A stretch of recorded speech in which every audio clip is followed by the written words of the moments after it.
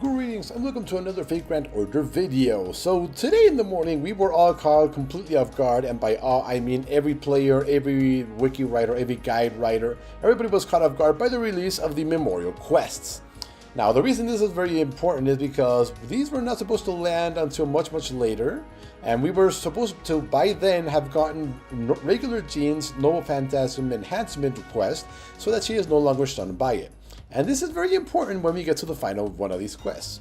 Now, what are these? Well, essentially, after you finish, if you've managed to finish any of the singularities and basically finish the story, each one of these is unlocked, and by completing all of them, you are able to acquire up to 9 summon tickets, which are always nice. They're basically 3 Saint Quartz. If only we could use for a multi-summon, that would be nice, but you know.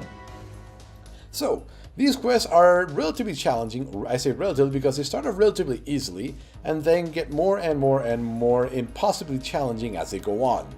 So without further ado, let's get into it and tell you what I know about each fight once I cleared it.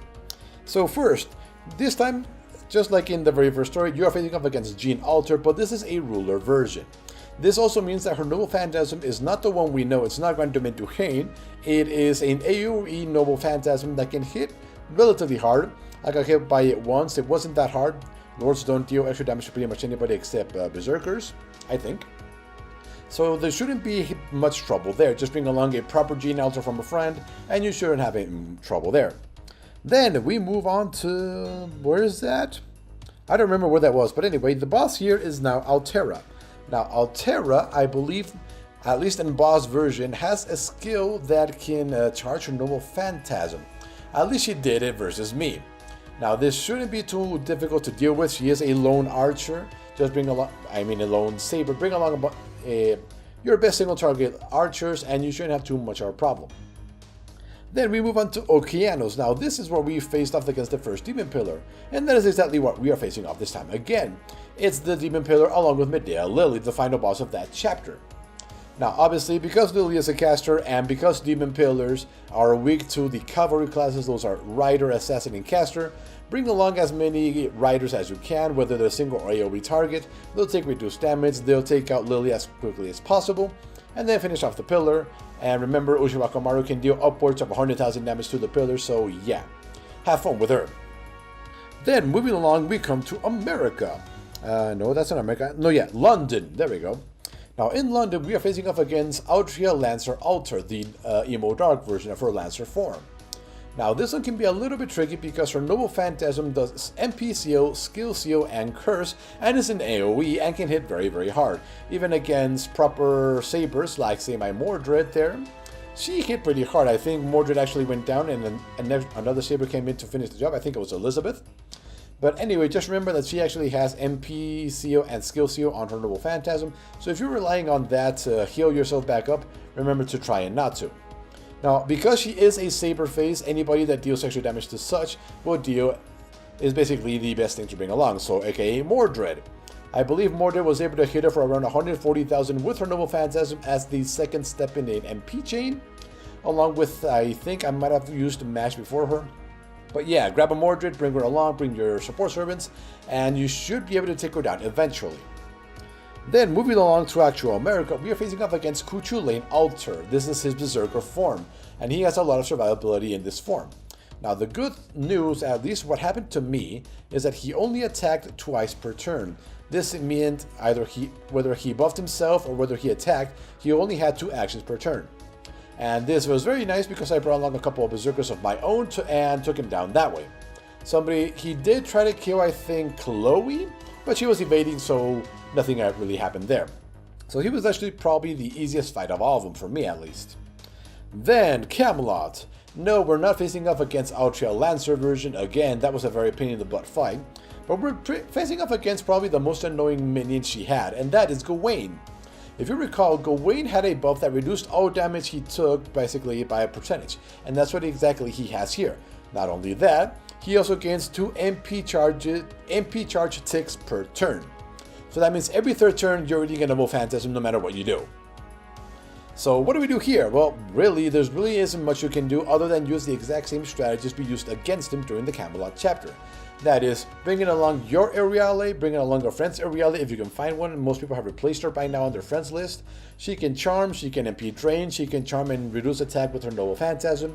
And if you basically are able to bring your and a friend's Aeriale who have level 10 in the skills 2 and 3, you can basically keep them stun locked for up to 6 turns.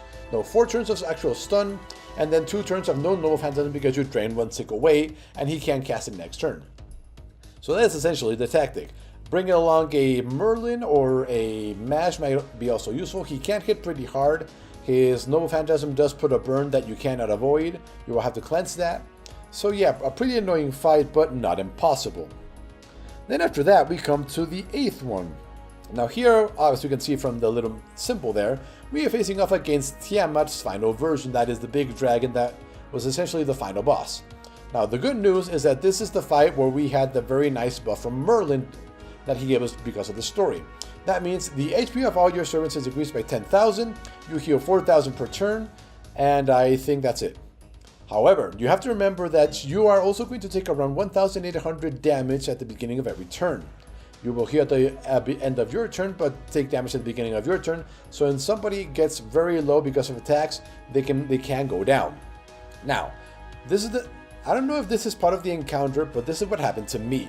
On the very first turn, she fully charged her MP bar and basically bit everyone in half, reducing all their HP down to from around 23,000 to 8,000.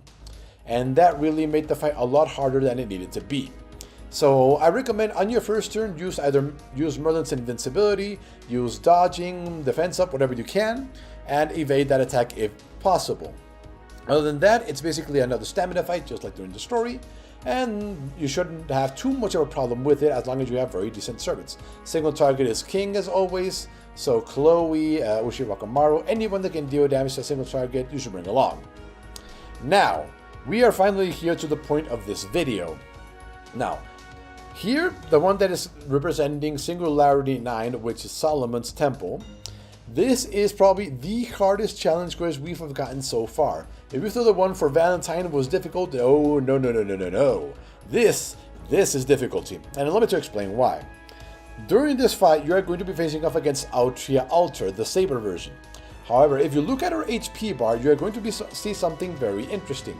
You're going to be hit a very different color, and below it are going to be 2 little diamonds. That is because she is the first boss that we are facing that's going to have what is called a break bar. That means she essentially has 3 HP bars. And once an HP bar you basically take her down to 0, you cannot take her further down during that turn.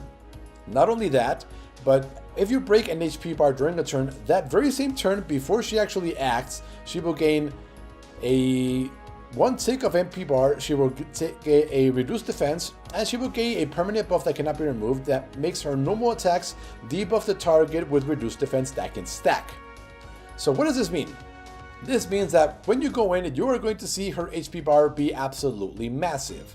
And by I mean massive, it's going to be 648,000 HP on her first bar. And once you work your way down to the second bar, you're going to see suddenly it's 939,000. And then once you break that one, you're going to see an insane amount of HP of 1,537,000.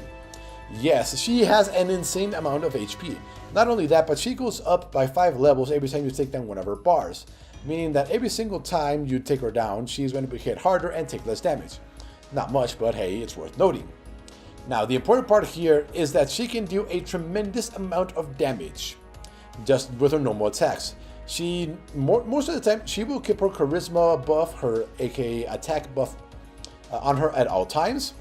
And usually, if that is usually up, she will usually cast her increased critical rate, which is very dangerous because with that, she can hit archers for 4,000, which is a significant amount of HP considering class disadvantage. And if you decide to come in with something, let's say a caster, they will get hit for upwards of 9,000 on a critical. So yeah, not fun.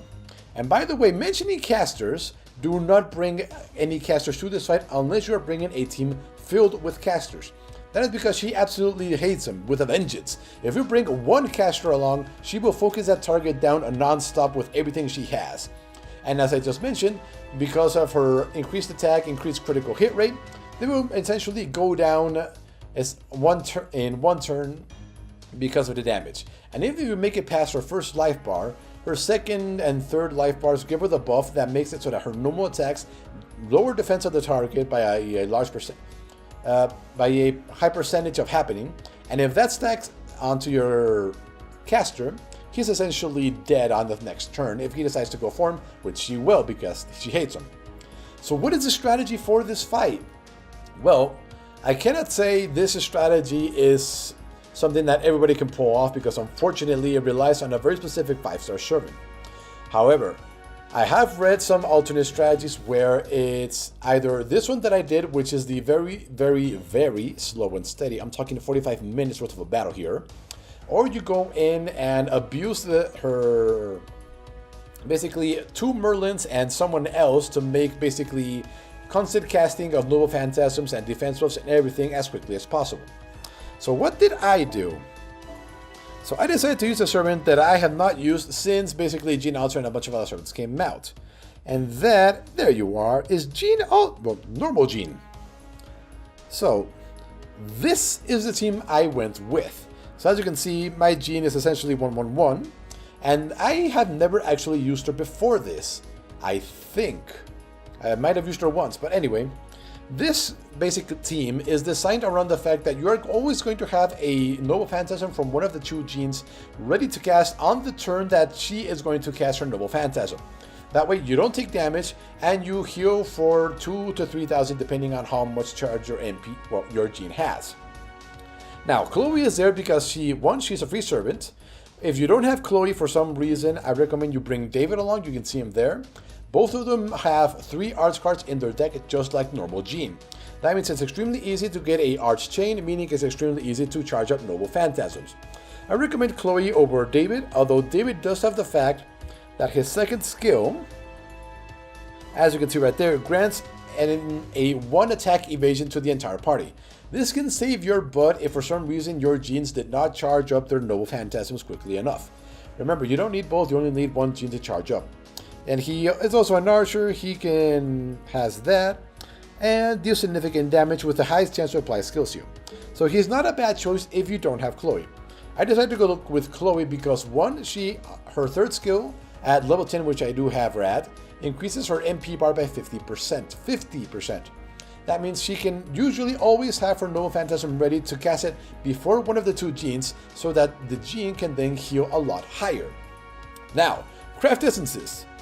As you can see, this Chloe has Street Chocomate from last year. You may not have this. If you don't have this, I suggest going with anything that increases her arts effectiveness or healing received, depending on your choice. I went with this one because it does both. It increases arts by 10% and increases the healing received by 20%. This is very important because she only has around 12,500 HP, 13 maybe with something else I have along the way. But this allowed her to survive long enough to deal the damage. She's essentially our lone damage dealer. And the fact that she relies on arts cards and her Noble Phantasm is also an arts card is a very big bonus because it means we can keep charging those MP bars constantly. Now, what is on this gene? Well, as you can see, increases healing effectiveness by 15%. Yes, because she is essentially here to tank damage and basically heal, increasing her healing effectiveness is very, very important. Now this will increase her healing effectiveness by 50%, and because the base heal on her Noble Phantasm is 1000 HP for 2 turns, that ups it to 1150. If you launch Chloe's Noble Phantasm before you do hers, it'll go up to 1775, I think, or 50. But anyway, you get the idea. It's basically always have one of the genes Noble Phantasms ready to launch on the whenever Altria launches her Noble Phantasm, and basically hope that nobody gets focused down completely. Now she can, for some reason, decide to focus down somebody during 2 or 3 turns. I was lucky enough that I was able to get her down to her final life bar to around 300,000 before either of the genes went down.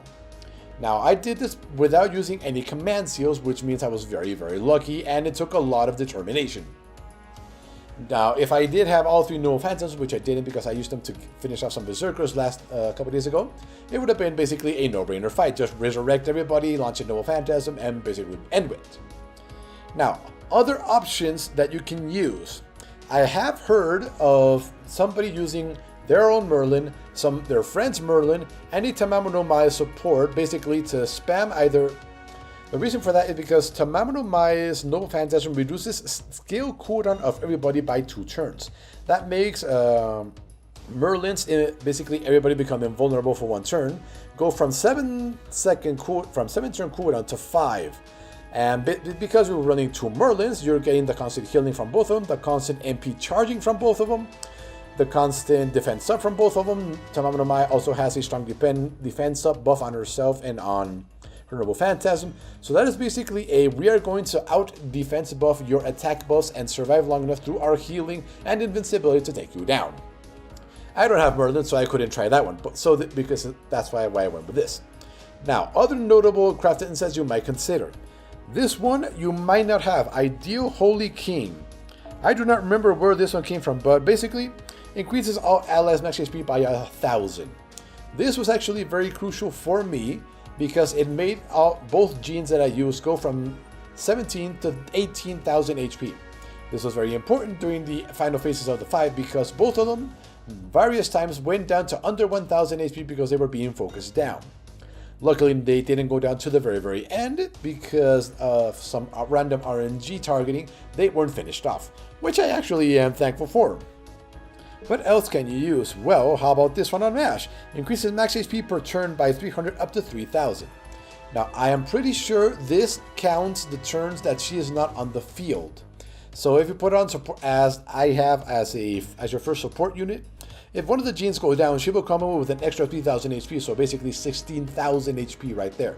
That's very nice considering she takes neutral damage from anybody, has very high defense buffs, and her MP also reduces damage taken, has damage cut, defense up, and all that other good stuff. Outside of that, it really is focused on the healing your genes are going to do to your party. Make sure you bring along a arts-based archer to help deal the damage. Chloe is basically excellent. She can deal upwards of 80,000 damage with each use. And if she has her own basically card, her everything up buff, her second skill, yep, right there, projection beam, it can go upward to 120,000. So yeah, that is what I did. Hopefully this is actually useful to you. Hopefully, if someone actually did the Merlin Tamamo team, can you show me how that worked? Because I'm very curious how that worked. So anyway, thank you for watching, and we will see you next time. I'm hoping later this week or early next week for the first pseudo singularity, because with this new mechanic of break bars on bosses, things have gotten very, very interesting, and some servants that were very, very strong, like Scathac, are suddenly not so useful anymore because they have a hard time charging the Noble Phantasm, and even though they can do a tremendous amount of damage, suddenly finishing off a break bar when you don't intend to and not knowing what's going to happen when you do that can basically ruin your entire fight. So anyway, later.